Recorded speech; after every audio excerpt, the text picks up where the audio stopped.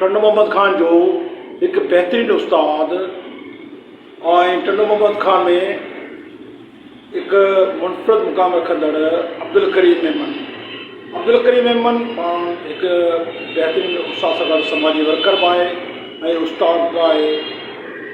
अक्सर तहज़ीबी धारा में इहे असां इख़्तिलाफ़ बि रखंदो आहे, असांखे तनक़ीद बि कंदो आहे। अॼु हीअ असां वटि आयो आहे सिंध मीडिया हाउस ते, अचो त हिन सां ॻाल्हि ॿोल करियूं। जी अब्दुल करीम साहब, तव्हां छा मौक़िफ़ आहे?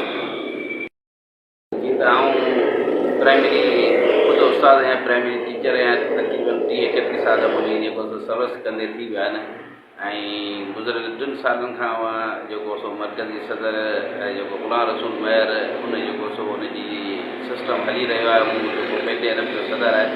अॼु ॾींहुं ताईं हुनजो जेको गुस्सो मसलो हलियो आहे उन मंझि को बि अहिड़ो अमल अञा ताईं कोन कयो आहे जो उस्तादनि खे को फ़ाइदो ॾिए।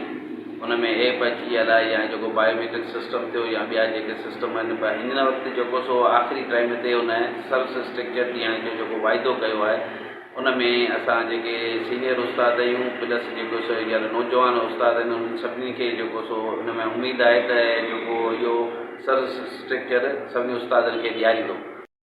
हाणे जेको सो आख़िरी डेट आहे, हिनजी डेड लाइन आहे। हाणे ॾिसीए त उन में ही जेको सो 15 तारीख़ ते उन शइ ते अमल कराए थो या नथो कराए। जेकॾहिं अमल कराए थो त पोइ बहितर आहे, वरना जेको सो हिन माण्हू जी जेको पोज़ीशन 3 सालनि वारी जेका बिल्कुलु ज़ीरो थी वेंदी आहे ऐं पोइ हिनखे सिंध मां को बि उस्ताद बाउंड कोन ॾींदो। हीउ फ़क़ति जेको सो माना त पंहिंजे ॿिया हफ़्ते बीहंदो ऐं माशाल्लाह जेको आहे इंतज़ारु छलकदी आहे उहो उनजे आसिरे ते बीहंदो या कुझु सीनियर जेके आहिनि हिन जा टीचर जेके हिन सां गॾु हलनि पिया रिटायर उन्हनि जे आसिरे ते हलंदो। बाक़ी उस्ताद जेको नौजवान उस्ताद ऐं सीनियर उस्ताद असीं हिनखे बाउंड कोन ॾींदासीं।